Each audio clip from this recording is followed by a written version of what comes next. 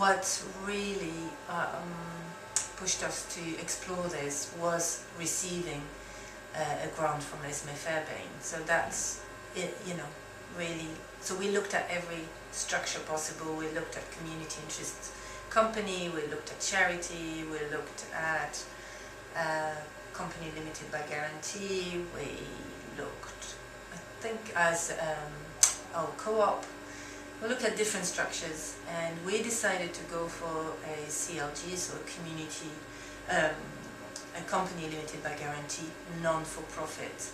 And the reason was that it was the easiest, the quickest, the most friendly one that we found. And it works very well. We have not been declined any funding because of that structure. Not at all, and we got quite a lot of funding that we'll talk in the funding place. But and we are non-for-profit, and that was really, then we can grow into charity if we wish to in the future. And that was also part of it. We might decide to become a charity. But that's a really important one to know, is that it doesn't, like we thought, create an obstacle for funding.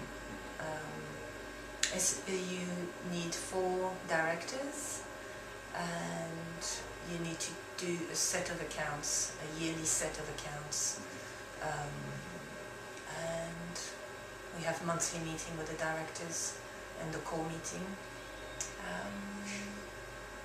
Yeah, it's a good structure. It keeps us grounded, actually. Yeah.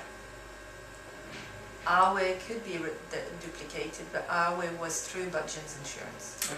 Okay. We decided to do that because it's so intertwined with their own insurance of their building. There's a thin difference with the lease and how the roof is actually belonging to a different landlord, but the landlord owns the whole thing. So it felt really important to link up with their insurance.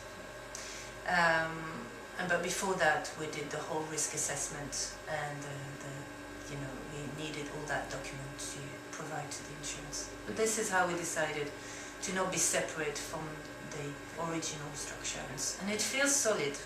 You feel strong, yeah. So now we have a public liability, and for material and for damage. I mean, we did look at community interest company, and we did look at cooperative. That could also be a way. I think those two need, from the beginning, a really strong circle of people, really strong team, which we didn't have at the beginning. It was really just myself and Andrew Thornton, so it didn't feel, but for a group of people who start as a group, as a strong, solid group, I think that I would explore these two structures, and I would look into new structures. I think they are being born all the time, and I think I'm probably out of date. Health and safety issues, yes. Well, first we went through planning permissions first, actually, and then building regulation, which then leads to health and safety. That seems to have been our roots. The health and safety, we absolutely needed to fence off the whole garden. Also, well, actually, no, number one is structural engineer. We could not do anything without having an official document saying okay for us to have the weight we were planning to have. We would not have had the permission from building regulation if we didn't have that. So that was number one, is the structural engineer document confirming that we are okay having 15 tons on the roof. Then it was the fencing off. If we wanted community to come, especially children, it had to be a certain height. Also painting in yellow all the potential dangers, and there's posters on the roof. I mean, that will be in the documents in more details. Yeah, but it's a labyrinth. Okay, well, the structural engineer that we had was passed on by another person who does roof, and I can't remember his name. So that was word of mouth. Then the council, really, Harrogate Council, just talking to everyone. And they were occasionally moody, mostly helpful.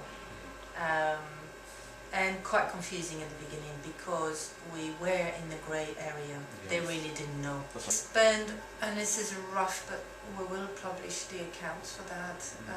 I want to say, actually, it might have, with the structural engineer as well, probably £1,500